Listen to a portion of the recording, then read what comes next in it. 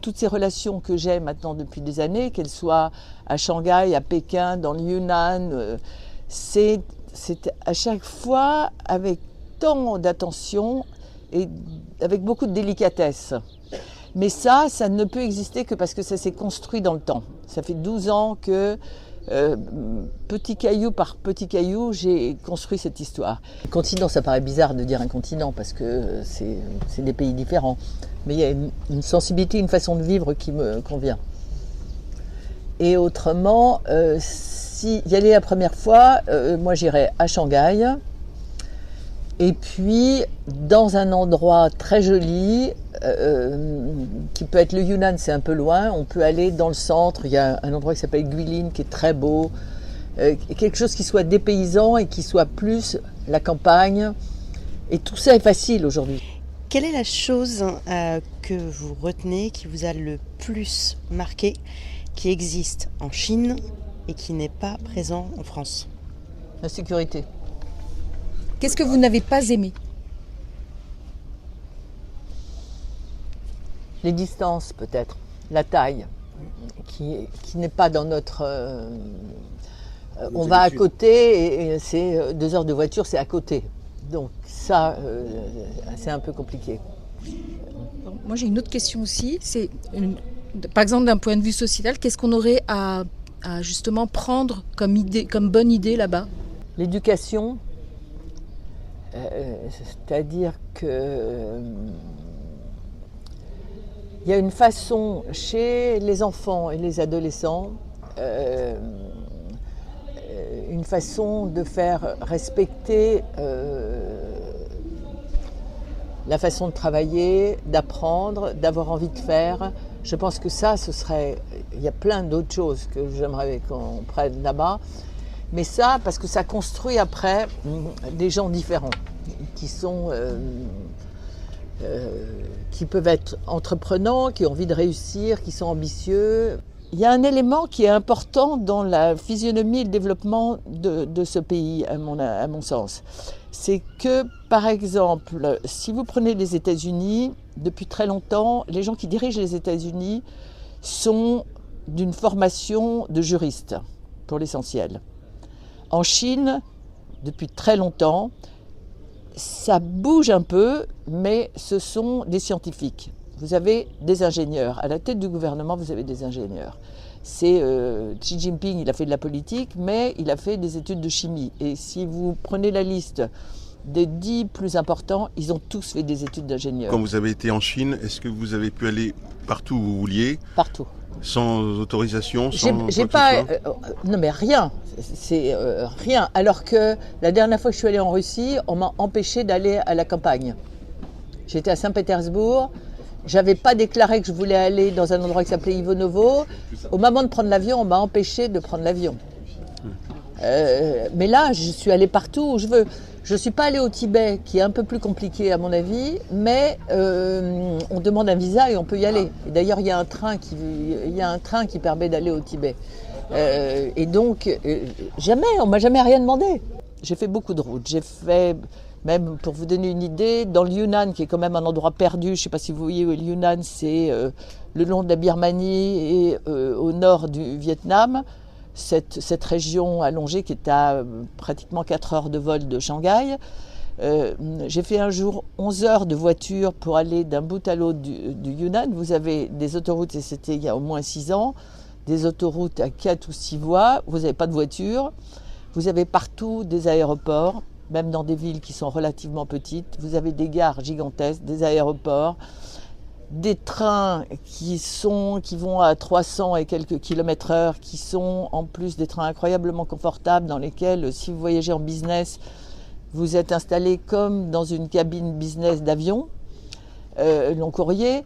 C'est les infrastructures et la philosophie par rapport au développement des infrastructures du pays, ça a été de se dire que dans leur passé, ça a été un pays très très morcelé, dans lequel il y a eu des tas de royaumes et ensuite des tas de régions qui ne fonctionnaient pas ensemble.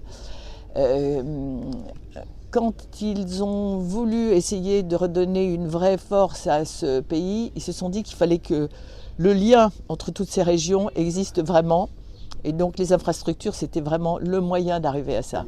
Donc si je reviens donc, aux grandes villes, quand je suis allée il y a 10 ans, j'ai commencé par Pékin, donc j'ai pas aimé du tout, qui est une ville un peu dure, qui s'est adoucie, mais quand même, et dans laquelle il y avait une pollution incroyable. Il y avait aussi de la pollution à Shanghai. À Pékin, il y avait un mur à quelques mètres, jaune, de poussière jaune, qui empêchait de respirer et qui était dû à toutes les usines qui existaient encore, des usines de charbon, enfin avec du charbon qui était autour de la ville, qui avait grandi et qui était relativement près. Et puis, il y a le désert de Gobi, qui est un désert qui est au nord de Pékin, et qui est un désert qui a tendance à avancer. Et quand il y avait des grandes tempêtes de vent, il y avait des tempêtes de sable, mais quand je vous dis qu'on ne voyait pas là, et en plus tout ça jaune, ça a déclenché chez les responsables, il y a un truc qui est sûr dans le gouvernement chinois, c'est qu'ils sont extrêmement pragmatiques. Ça a déclenché chez eux, la population à cette époque-là était de plus en plus sophistiquée, développée. Et le fait d'avoir cette pollution qui était aussi existante à Shanghai, de façon un peu plus mesurée, mais quand même, ils se sont aperçus que les parents qui n'avaient encore qu'un enfant à cette époque-là, maintenant ils en ont facilement plusieurs, 2 voire 3, c'était pour eux un truc insupportable d'avoir leurs enfants qui subissaient une telle pollution. Ça a été un des déclencheurs, avec des tas d'autres éléments. Donc aujourd'hui, là j'ai passé presque un mois, j'ai pas eu une journée de pollution. Donc c'est une chose qui a incroyablement changé. Alors quand vous êtes par exemple à Pékin, où j'imagine qu'il y a des périodes où c'est encore un peu pollué, mais sur cette histoire du désert de Gobi, ils ont décidé, il y a déjà 30 ou 40 ans, mais ça s'est accentué récemment. En plus, ça s'est sophistiqué parce qu'ils ont trouvé de nouvelles races d'arbres qui qui ont besoin de moins d'eau, etc. Ils ont planté des milliards d'arbres. C'est-à-dire qu'une forêt en bordure du désert pour bloquer le sable et qui en plus change tout l'écosystème parce que après le désert de Gobi, il y avait des terres cultivables qui voulaient protéger. La physionomie générale de la Chine, c'est qu'il y a énormément de montagnes. Et donc, toutes les terres qui sont cultivables et qui sont de bonnes terres, c'est des choses auxquelles ils font très attention, auxquelles ils sont très attentifs, pour essayer de nourrir au maximum cette population qui, si nombreuse, c'est quand même 1,6 milliard, je crois, je ne vais pas vérifier. Donc, et donc, en même temps qu'ils faisaient ce travail incroyable en bordure du désert de Gobi, ils ont aussi décidé de planter des millions d'arbres dans le pays. C'est-à-dire que j'ai vu Pékin avec peu d'arbres. Aujourd'hui, vous avez partout dans Pékin des arbres. Dans Shanghai, je n'en parle même pas, c'est partout. Et le long des autoroutes, c'est très frappant, le long des autoroutes ou le long des trajets en train, on voit qu'il y a des lignes d'arbres qui ont été plantés maintenant déjà depuis un certain nombre d'années. Et partout, il y en a des nouveaux. Les entrées de ville sont incroyablement végétalisées. Et ça fait partie de toute cette démarche qui est aussi bien pour être plus écolo que pour faire plaisir à une population qu'ils ont envie, ça participe à une stabilité sociale. Que les gens, c'est dans l'obsession des Chinois, la stabilité, mais pas seulement du gouvernement, c'est aussi des individus, quand on parle avec eux, la stabilité pour eux c'est une chose essentielle. Est-ce que vous pensez que cette vision à long terme que les Chinois s'accaparent et cultivent, ça leur donne une force supplémentaire par rapport à nous, Européens ? Ça, il n'y a aucun doute. Mais ça vient aussi de leur système. Ils n'ont pas des élections tous les 4 ans ou tous les 5 ans pour changer avec... Oui, non mais ils n'ont pas des... voilà. Mais en plus, l'histoire de la stabilité, l'obsession de la stabilité va bien avec ça. C'est-à-dire que stabilité pour justement réfléchir à long terme, construire à long terme. Alors c'est vrai que là, on n'a pas du tout parlé de la façon dont ils ont installé des panneaux photovoltaïques sur tellement de montagnes, parce qu'il y a tellement de montagnes où ça dérange personne. Hein. Les panneaux sont déposés par drone. C'est les drones qui vont déposer les panneaux sur les montagnes. Après, c'est installé par des hommes, mais qui fait qu'il n'y a pas besoin d'aller faire des routes pour monter jusqu'en haut des montagnes. Ce qui leur a donné une capacité à avoir une énergie. Il n'y a pas que ça, hein. Il y a aussi de l'hydraulique, il y a toujours du charbon, il y a toujours des vrais problèmes. Mais cette façon, même dont je parlais des infrastructures, c'est une façon de voir à long terme. C'est exactement, si je vous prends l'exemple, l'année dernière j'étais aux États-Unis, j'ai fait Chine 1 mois, États-Unis 3 semaines. Selma, Alabama. Ok, Selma, Alabama. Tiers-monde. Route défoncée, bâtiments abandonnés, des gens qui pesaient 130 kilos, totalement abrutis. Dramatique. Ça, c'est l'Amérique qu'on ne voit pas. Donc, on vous explique que l'Amérique, ça va très bien parce que vous avez des gens très riches qui ont beaucoup d'argent. La façon dont, justement, les infrastructures aux États-Unis, elles ont été faites à une certaine époque, et je ne vous parle pas de la Russie, où je suis allée aussi juste avant le Covid. Alors là, c'est carrément le Moyen-Âge, dès que vous allez à la campagne. Donc, c'est pour ça qu'il y a forcément plein d'inconvénients, mais ça a aidé toute cette population à vivre mieux. Et ils en sont conscients, quel que soit leur statut. Parce que les petites dames du Yunnan qui vivent au bord d'un lac où leur mari était pêcheur et maintenant elles ont des petits commerces, parce qu'aujourd'hui il y a une très très grosse récupération des jeunes, une envie de se réapproprier leur histoire et leur patrimoine. Donc il y a eu beaucoup d'endroits qui ont été démolis au moment de la révolution culturelle, etc. Mais depuis, c'est très rénové et très protégé. C'est-à-dire que toutes les villes très anciennes, c'est rempli de jeunes qui viennent, qui sont photographiés toute la journée. Vous avez des jeunes filles qui viennent spécialement avec un photographe pour faire des selfies. Elles ont des robes, se mettent au bord du lac, mais dans des endroits anciens. C'est vraiment intéressant. Les villes anciennes, c'est que des jeunes partout. J'aimerais savoir comment s'expriment les artistes contemporains aujourd'hui en Chine. Alors j'en connais pas mal, plutôt à Pékin. Comme on ne parle pas de politique, y compris avec eux, il y a sûrement une autocensure sur certaines choses, mais j'ai quand même été dans des galeries où j'ai vu des peintures qui étaient assez érotiques et pas politiquement très... de la même façon que sur un plan... alors ça, j'en ai pas parlé, mais j'ai plein de copains homosexuels qui vivent à Shanghai et ils se baladent la main dans la main dans Shanghai. Hein. C'est pas un sujet. Les réseaux sociaux européens sont interdits en Chine. Ok. Mais si vous allez sur Instagram et que vous commencez à chercher des choses chinoises, vous allez vous apercevoir qu'il y a plein de Chinois qui ont des comptes Instagram.